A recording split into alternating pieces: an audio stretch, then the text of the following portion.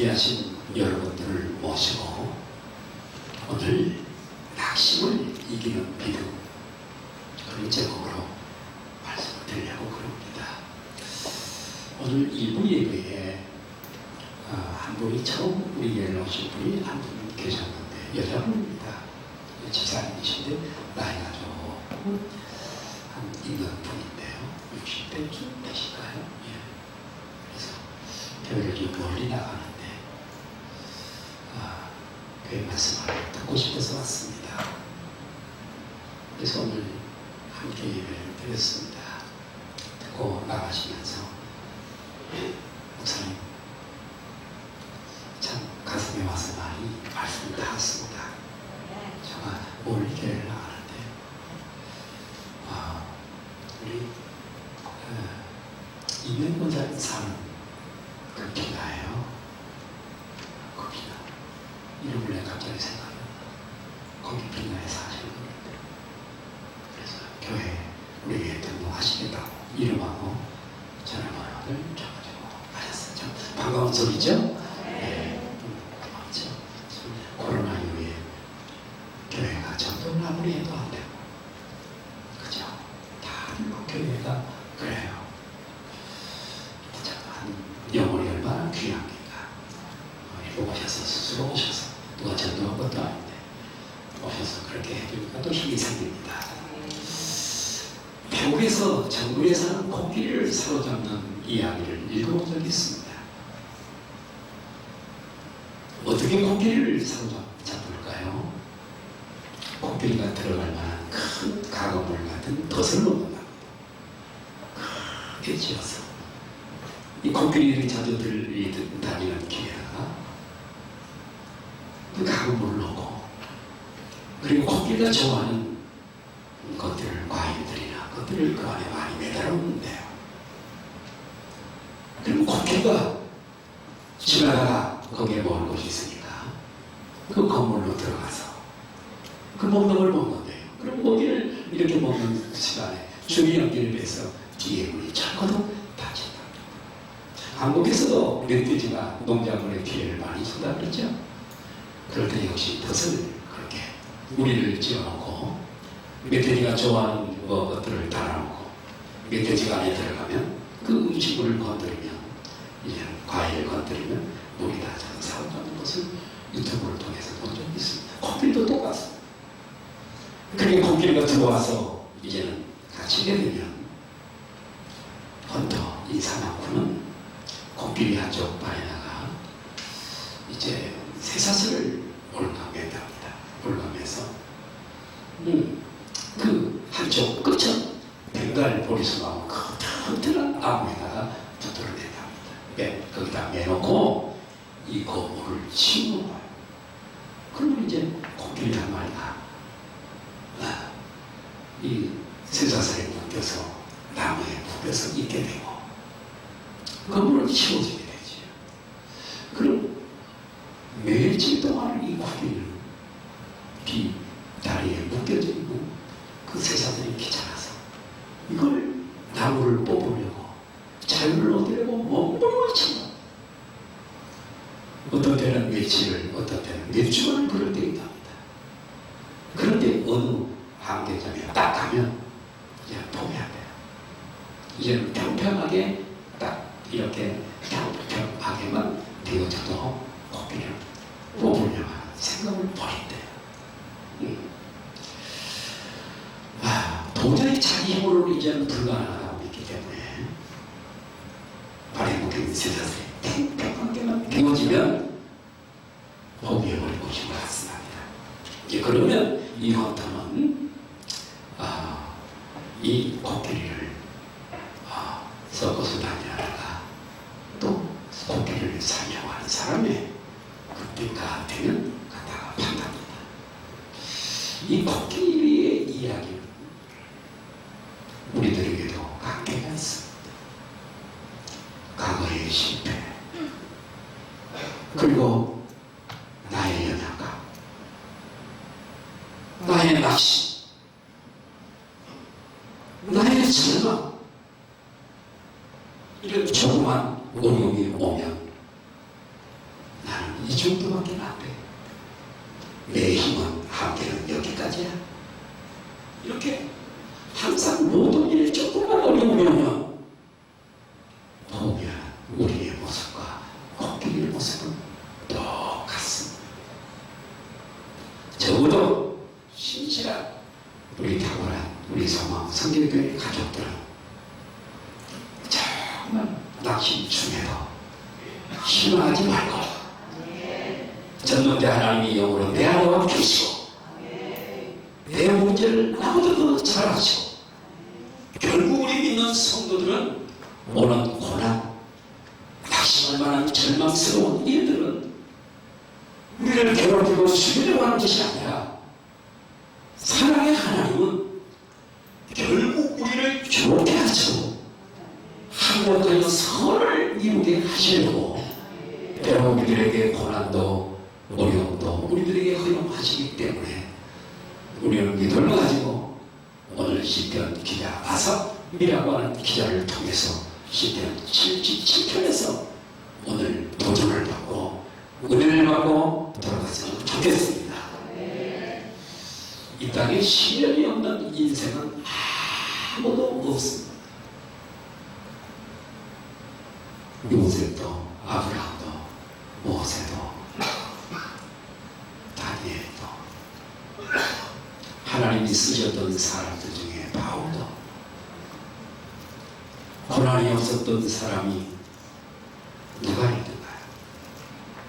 아무도 없어요. 그러나 하나님이 우리에게 허락하시는 이 시간은 인간을 더욱 단련시키기 위한 하나의 도구이자 과정인 줄로 믿습니다. 항상 시간이 있는 건 아니에요. 항상 험상조명만 넘는 게 아니에요. 여러분, 잔잔한 바다에서요, 풍랑이 전혀 없는 잔잔한 바다에서는요, 좋은 뱃사물이 만들어지지 않아요.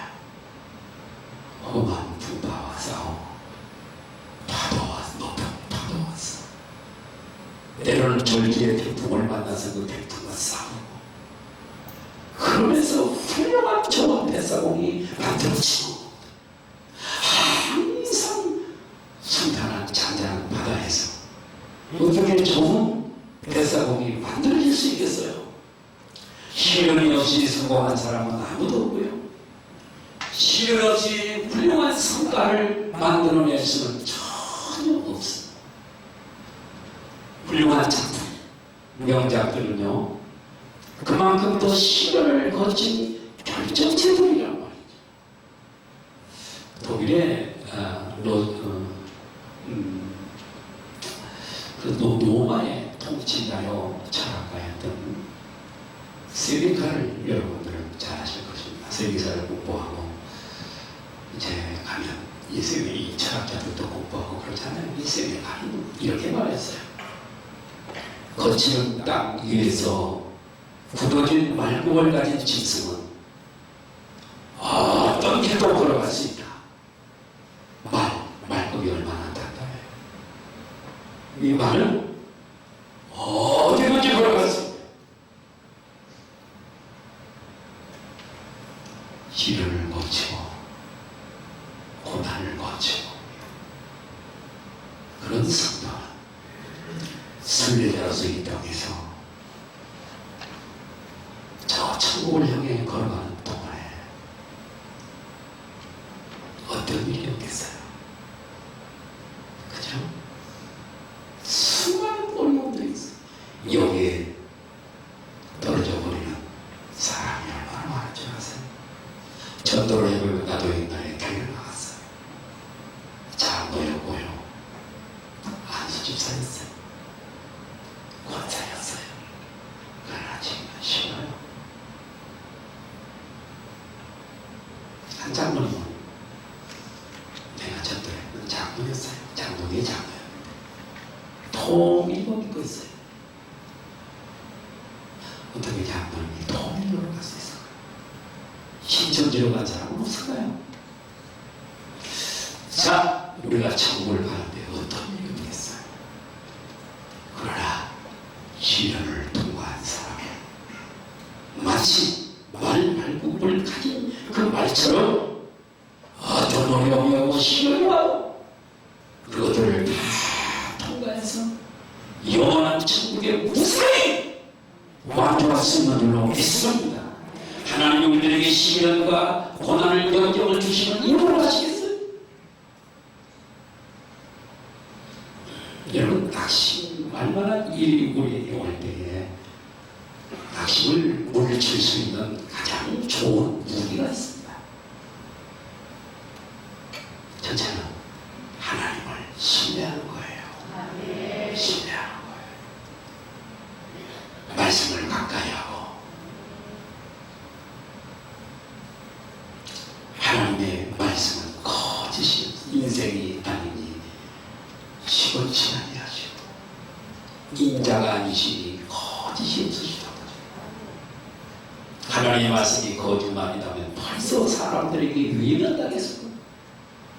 그러나 이 말씀은 그대로 이루어지기 때문에 하나님을 신뢰하고 그 천지를 창조하신 전능하신 하나님 앞에 낙심할 만한 일이 있을 때 하나님께 기도하는 것입니다. 모든 걸 다 알고 계시니 내 문제를 알고 계시고 낙심하고 있는 이 내용도 아시고 그 하나님께 나를 아뢰면 두 가지입니다. 하나는 내가 이 시련을 바라보는 이 각도가 달라져요. 판도가 달라져요. 또 하나는 내가 이런 시련 중에 어려울 때에 하나님이 우리를 건져주시는 거예요. 할렐루야. 건져주시고 내 생각을 바꿔줘. 생각만 바꿔. 문제에 대한 내 생각을 바꾸면 그리고 낙심 가운데 있는 우리를 거기서 건져주신다. 시편 77편은 어느 신실한 성도가 아삽이죠. 이 아삽이 낙심해서 자기의 마음이 무너져 버렸을 때 쓴 일기가 시편 77편. 그 시인이 어떤 문제를 낙심했는지를 밝히지 않고 있어요. 자세히 보나요? 어떤 문제를 이렇게 낙심하고 있어요. 그러나 그것은 그렇게 중요한 게 아닙니다. 왜냐하면 우리에게도 종류는 다르지만 사연은 다르지만 낙심할 만한 일들이 변화무쌍한 바다 위에 파도가 밀려오듯이 우리에게도 낙심할 만한 일들이 얼마나 많이 우리 인생의 배에 밀려오는지 모릅니다. 저에게도 그렇고 여러분에게도 그렇습니다. 그래서 크게 낙심한 신명기자는 하나님께 부르짖으며 이 낙심의 앞에서 기도하는 시편 71편 1절에서 4절을 다시 한번 볼까요? 시작. 내가 내 음성으로 하나님께 부르짖으니 내 음성으로 하나님께 부르짖으며 환난 날에 내가 주를 찾았으며 내 손을 들고 거두지 않으려나니 내 영혼이 이거밖에를 거절하였다. 내가 하나님을 기억하고 불안하여 근심하니 내 심령이 상하다. 주께서 내가 눈을 붙이지 못하게 하시니 내가 괴로워 말할 수 없나이다. 사실 여기 부르짖었다고 기록을 하고 있지만 이 문장을 쭉 문맥을 살펴보면 악을 박 쓰며 성질러서 기도했다고 해도 과언은 아닙니다. 그럼 밤에 잠을 자지 않는다. 손을 들고 기도하면서 이 손을 거두지 않는다.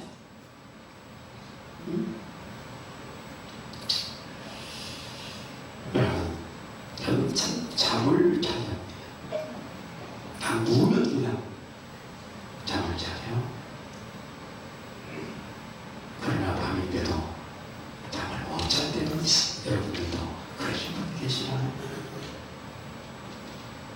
낙심을 하면 부정적인 생각이 항상 또 부정적인 말이 나오게 됩니다. 시편 기자는 시편 77편 오늘 본문에서 이렇게 말합니다. 시편 77편 7절 한번 띄워주시면 시작. 주께서 이렇게 극단적인 생각 버리셨을까? 나를 버리셨나? 그 다음에 시작. 다시는 은혜를 베풀지 아니하시나? 얼마나 낙심하고 절망하고 있습니다. 네. 말도 안 되는 말을 하고 있던 거죠. 하나님이 절대 버리시거나 멸망시키자 택한 백성. 여러분, 밤이 길다고 해가 다시 뜨지 않을까요? 올여름처럼 더운 해가 어디서 태어나고 작년과 올해처럼 더운 해는 없었던 것 같습니다.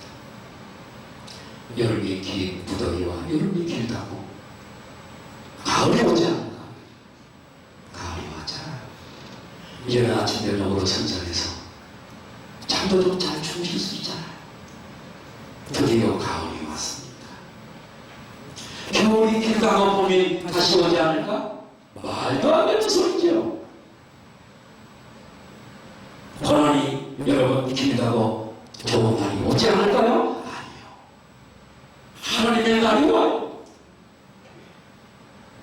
그러나 낙심한 사람에게는 오늘 시편기자처럼 자꾸 부정적인 말이 입을 통해 나타나고 다시는 은혜를 베풀지 않으시고 그분의 사랑도 이제는 끊기는 것입니다. 하나님께서 은혜 베푸신 국물 베푸신 일을 잊을 수가 없다. 이처럼 낙심에 빠져버리면 절망을 하게 되고 본인도 힘들지만 곁에서 지켜보는 사람도 함께 많이 힘들어. 그러므로 우리는 낙심할 일이 있다면 오늘 이 말씀이 양양이 되어서 이 낙심에서 다시 일어나시기를 주님의 이름으로 축복합니다. 시편 77편을 말씀을 준비하면서 이 말씀을 여러 번 읽으면서 한 가지 이루어지는 것이 있습니다. 절망하고 낙심하고 있죠. 그런 숙에서 나서 하나님께 기도하고 있습니다. 따라합니다. 기도하면 소망이 있다. 소망이 있어요. 아직 희망이 있어요. 결말은 분명히 기도하는 이 사람은 결말은 해피엔딩으로 끝나게 될 겁니다. 욥은 이유 없이 고난을 당한 사람입니다. 어려움 당한 사람은 욥기서를 많이 있죠. 이유 없이 재산을 다 잃었어요. 갈대아 사람, 스바 사람이 재산을 다 양이고 낙타고 모든 재물을 앙토했어요. 자녀들을 다 잃어버렸죠. 건강도 잃어버렸습니다. 악창이 온몸에 나서 건강도 잃어버렸어요. 무엇보다도 살아계신 하나님이 계신데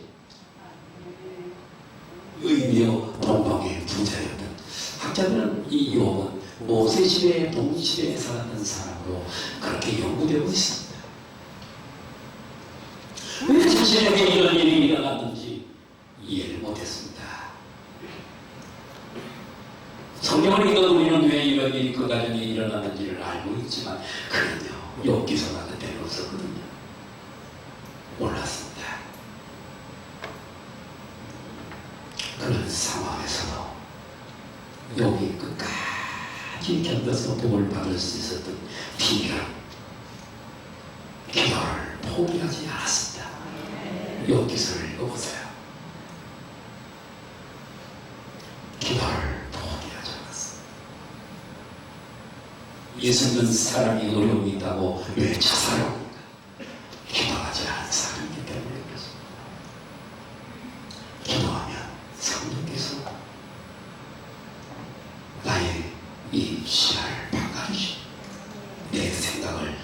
주시고 내 나에게 이런 시련이 온 이유를 가르쳐 주세요. 그리고 그 고난에서 머지않아 건져 주세요. 할렐루야. 끝까지 기도를 포기하지 않아요. 여기 분들은 인사하세요. 기도를 포기하지 마세요. 왜 기도를 하지 않나? 은혜가 없어요. 시간이 없는 게 아니고요. 은혜가 없어요. 계속. 은혜가 고갈되어 있어요. 그러면 그만큼 세상에서 주는 데미지를 가운데 해내기가 어려워요. 못 이겨요. 못 이겨요. 미국에 캔넬 목사님이라는 목사님이 있는데 현재도 살아있는 목사님.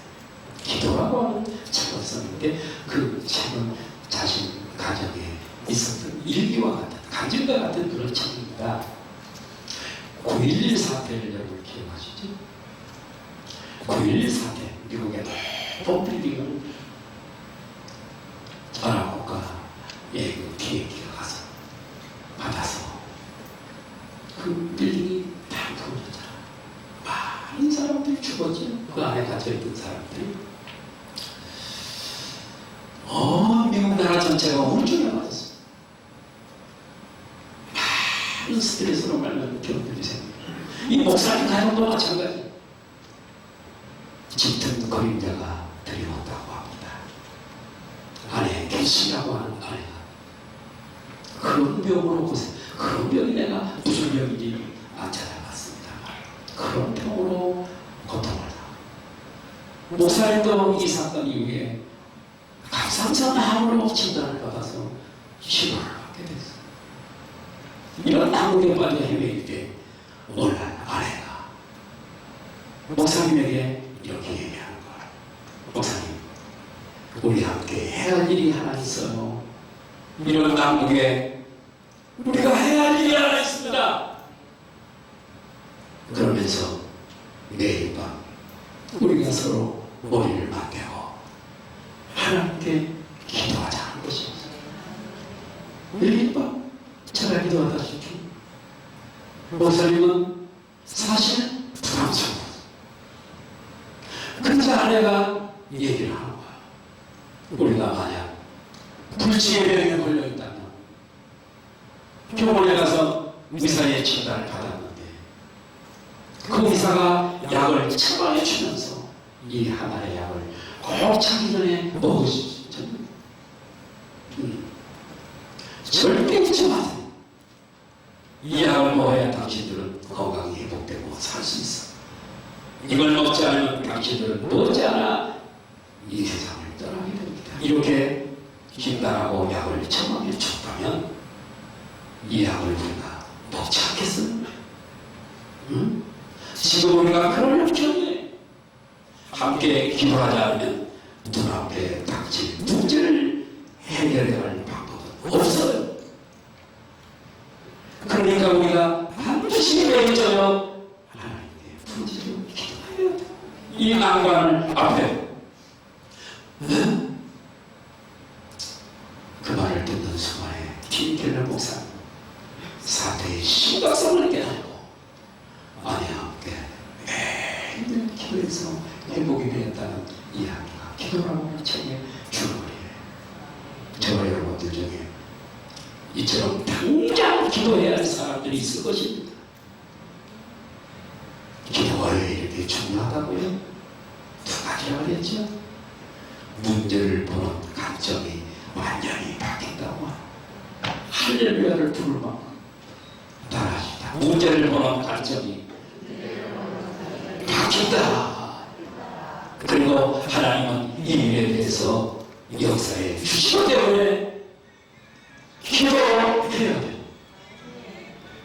우리 오늘 본문의 기자처럼 계속 오면 저녁도 낙심한 나를 일이 있는 속에서 찾아 부르짖어야 돼. 2절에 보니까 내가 고난 당할 때 나는 주님을 찾았어. 하면 한번 손을 거두지 아니했어요. 고난을 해결해 달라고 하는 그 어떤 그런 제목보다도 하나님 그분을 찾아가. 어린아이가 여러 가지 이유로 고통스러워 울겠지만 그 아이가 찾는 것은 엄마입니다. 왜 그렇죠? 엄마는 아이가 가진 모든 문제를 다 해결해 주실 수가 있습니다. 질병 14절 15절 한번 보실까요? 시작. 주는 희미한 일을 행하신 하나님이시라. 민족들 중에 주의 능력을 알리시오. 주의 팔로 주에게서 곧 야곱과 요셉의 자손을 속량하셨나이다. 아멘. 진병이자 지금 이렇게 하나님이 나를 버리셨는가 은혜가 떠나 이렇게 쭉 이렇게 내려오다가 그의 가슴팍에 머릿속에 있는 어떤 일을 하나님이 행하신 어떤 일을 기억하였기에 이 기도가 이렇게 바뀌지 이유가 있지 않겠어요? 하나님께서 홍해를 가르실 때 이스라엘 민족을 애굽에서 큰 역사로 이끌어내신 일을 기자는 기억했어. 할렐루야. 이스라엘 백성들은 모세의 인도를 따라 출애굽을 했어. 430년 동안 조국이 이방인의 조국이 되어서 살다가 430년 만에 무지무지한 장구한 세월이에요. 우리나라가 430년 전으로 올라간다면 어느 시대쯤 될까요? 네? 많은 시간을 지나고 이게 차이를 얻게 됐어. 홍해 앞에 딱 서게 됐어.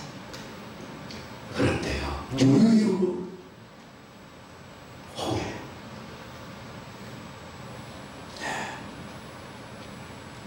기내는 자유하게 한 그 일을 후회하고 저기서 빠져나가면 너도 너는 어떻게 하지? 바로가 후회해요. 그래서 뒷대로 왜 다시 나와? 이스라엘 백성들이 홍해 와요. 앞에는 푸른 바다, 뒤에는 애국 군사들의 병거를 단 수많은 애국 군사들의 추격, 진퇴양난이라 완전한 절망 가운데 이스라엘 백성들은 아니 우리를 애국에 매장지가 없어서 여기다가 수장시키려고 우리를 데리고 왔어.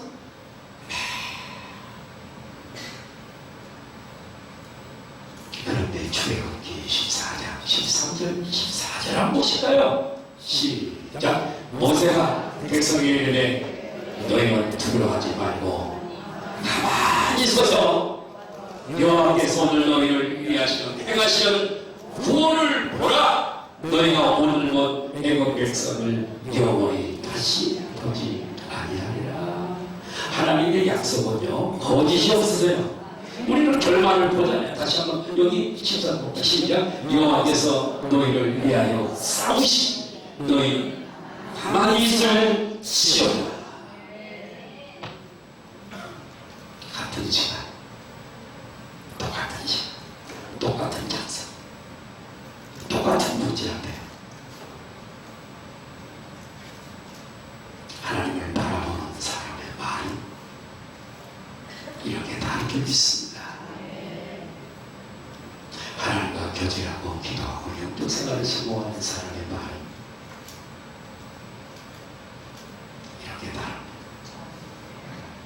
하나님을 향한 믿음이 없는 사람의 마음 항상 부족해요. 모세는 하나님께서 이 진퇴양난에 빠진 이스라엘 백성들을 어떻게 건져내신 것을 알았을까요? 몰랐을까요? 방법을 몰랐어요. 어떻게 하지? 어떻게? 모세는 몰랐죠. 하나님이 안 가르쳐줬는데 어떻게 알아? 그러나 모세가 분명히 한 가지 믿은 것은 호렙산에서 양을 칠 때 모세야 가서 내 백성 건져와. 왜 안 볼까요? 나는 이미 뽑았던 자 말 주변이 없어요.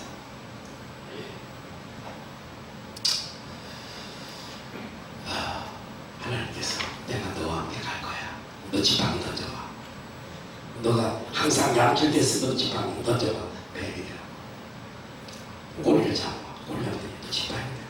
내가 너와 함께 간다는 줄 거야. 너 손 나한테 보여봐. 여기 있어요. 품속에 넣어봐. 넣어서 꺼내봐. 문둥병이 피워났어. 어? 문둥병인데 다시 넣어봐.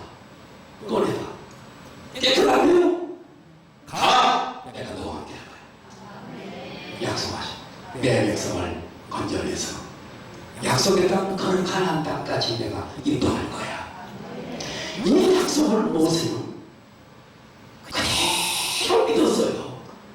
할렐루야. 그 언약을, 약속을 하나님의 약속입니다. 그래도 너희 가만히 있어서 아무것도 하지 마. 물 퍼도 되지도 않아요. 가만히 있어. 여호와께서 너희를 위해 싸우시리라. 모세의 믿음대로 하나님께서는 사람이 볼 수 없는, 사람이 절대 못 보는 그 길을 보고 계셨어요. 그 길은 바다 속에 있는 길이었어요. 사람이 어떻게 바다 속에 있는 길을 보겠어요? 하나님은 다 보고 계셨어요. 시편 77편 16절을 보실까요? 시작. 하나님, 물들이 주를 보았나이다. 물들이 주를 보고 두려워하여 기쁨도 신음해하고. 물들이 주를 보았을 때 두려워 떨어져 신음해. 물들이 갈라지는 거예요. 물들이 진정하고 물들이 떨어져.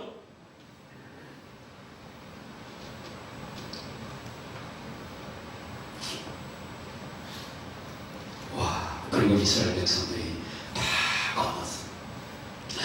체포하려고 바다를 건너간 히브리 민족들을 다시 체포해 오려고 애국의 군대들이 그 홍해 길로 다 들어갔어. 히브리 민족 이스라엘 백성들이 다 홍해에서 나왔을 때 애국에 출연한 군사들이 그 바다에 다 들어갔을 때 하나님이 손을 들어 딱 신호를 보내죠. 물에 합쳤다. 다 수장되고 말았어. 시편 기자는 잘 멈추니 기도하면서 출애굽을 했던 생각이 또 할렐루야. 이렇게 생각했어요. 내가 지금 처한 상황이 홍해 앞에서의 이스라엘 백성보다 더 절망적인 일인가? 이해 안 되는 거죠. 그렇다면 두려워할 일이 없구나. 아멘 하십시다. 두려워할 일이 없어. 여러분의 상황이 홍해 앞에서 이스라엘 백성들의 문제보다 더 심각하십니까? 아니라면 두려워하지 마세요. 그건 곧 지나갑니다. 옆에 분들하고 인사하세요. 두려워하지 마세요. 연예인 중에 참 이뻤던 연예인이 최진실이죠. 아까워요. 그 어려움을 좀 엄마도 권사님이고 본인도 교회를 나가니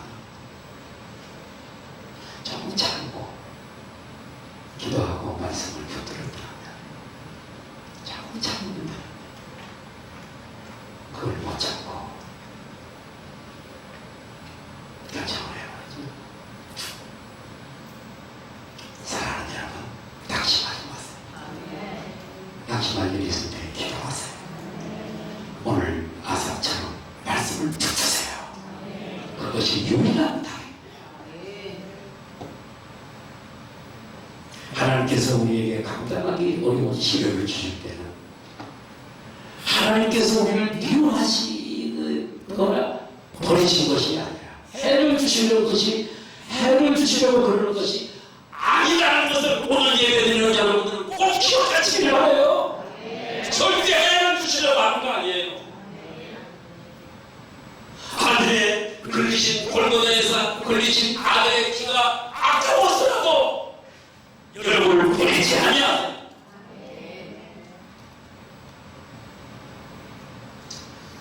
이스라엘 백성들은 홍해 앞에서 꼼짝없이 갇혔지만 그 홍해가 갈라지는 체험을 하며 바다 가운데로 난 길을 유유히 건너 출애굽을 했어. 예수님도 십자가에 달리시죠. 그러자 제자들은 3일 동안 너무너무 절망했어. 3일 동안은요 절망의 시간이었지만 그걸로 끝났던가요? 아니, 해피엔딩이라 그랬잖아요. 3일 만에 예수님은 부활하셨잖아요. 절대 소망이 되시잖아요. 그리고 성령들이 자신들을 안해보게 되고 자신들은 훌륭한 사도들이 증인들이 되었잖아요.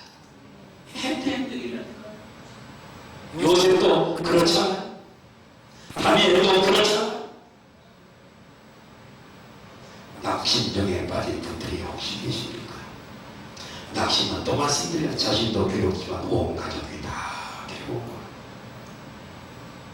주변 사람들을 수험해봤죠. 이 시간 여러분 안에 거하시는 전능하신 주님을 낙심 중에 바라보시기 바랍니다. 주님은 여러분들을 당장 낙심에서 벗어나게 하실 수가 있는 줄 믿습니다. 문제만을 놓고 기도하지 마시고 주님을 바라보시고 기도하시길 바라요. 성령님의 도우심을 바라보면서 우지하고 하나님의 말씀을 읽을 때 오늘 본문의 아사 시편 기자처럼 승리할 줄로 믿습니다. 이 말씀을 드리고 마치려고 합니다. 하나님께서 때로 우리에게 인생의 짐을 허락하신 인생의 짐이 없는 분들은 없어요. 그러면서 예수님은 수고하고 무거운 짐진 자들아 다 내게로 오라. 그분에게 답이 있다는 얘기예요. 거짓말하지 않으세요. 자, 우리를 죽이기 위해서 그런 것이 아니라 우리를 살리기 위해서 있는 한 선교사님 말씀 읽고 하실 거예요. 한 선교사님이 아프리카로 선교를 갔을 때 일입니다. 원주민들과 함께 넓은 강을 건너게 되어지는데 원주민들이 너나 할 것이 없이 다 무거운 돌을 하나씩 어떤 사람은 머리에 있고 어떤 사람은 가슴에 안고 어떤 사람은 짊어지고 선교사님에게 무거운 돌 큰 돌을 하나 갖다가 가슴 밖에다 안겨주는 거야. 이상하다. 왜 강을 건너기 전에 무거운 돌을 하나씩 짊어져? 나에게도 이렇게 무거운 돌을 하나 주나? 이상하네. 그래서 이 선교사님도 무거운 감당하기 어려운 무거운 돌을 안고 강을 건너기 시작했어. 강 중간쯤 갔을 때 그 이유를 알게 됐습니다. 강 중간쯤 왔을 때 급류가 무척 빠른 거예요. 유속이 빠른 거예요. 급류가 빠르게 하는 거예요. 만약 큰 돌의 무게가 없었다면 이 무게를 이 돌이 잡아주지 않았다면 그 강을 건너지 못하고 떠나가. 이 돌을 무거운 돌 하나씩 짊어진 사람들은 그 급류를 통과해서 무사히 그 강을 건너가게 되었던 거예요. 아프리카 이 주민들은 무거운 이 짐이 강을 건널 때 자신을 살린다는 지혜를 알았어. 가벼운 것만이 우리를 살려오게 하는 100년의 삶, 긴 여행이야. 천국 가는 길 동안에 어떤 일이 나타나겠어? 하나님은 고난이라는 연단 시련을 통해서 어떤 어려움도 이해하시고 많이 천국하게 하죠. 이런 일들을 통해 우리를 깨끗하게 하죠. 금이 제련서에서 천국에 끌려 물에 들어갔을 때 수국 99.9%의 수국을 먹게 하죠. 천국의 베스트 학교품으로 만들어 가시오. 이런 고난들이 무거운 짐으로 내게 올 때 오늘 본문의 신경계가 아사처럼 하나님께 부르짖어 기도하시고 전능하신 하나님이 성경 말씀 중에 해가 준 일을 기억하고 우리가 부르짖어 하나님을 찾고 기도하며 할렐루야. 우리는 천국 갈 때까지 승리하게 된다는 사실을 기억하시길 바라고 이 땅에 어떤 어려움이 와도 진실처럼 되지 않고 승리할 줄로 믿습니다. 따라하십니다. 하나님은 합력하여 선을 이루신다. 오늘 옆에 뒷사람과 인사하고 같이 계세요. 낙심을 내려놓으십시오. 내 안에 예수님 모신 자 아니요 절대 낙심하지 않습니다. 그분이 좋게 하실 것을 믿습니다.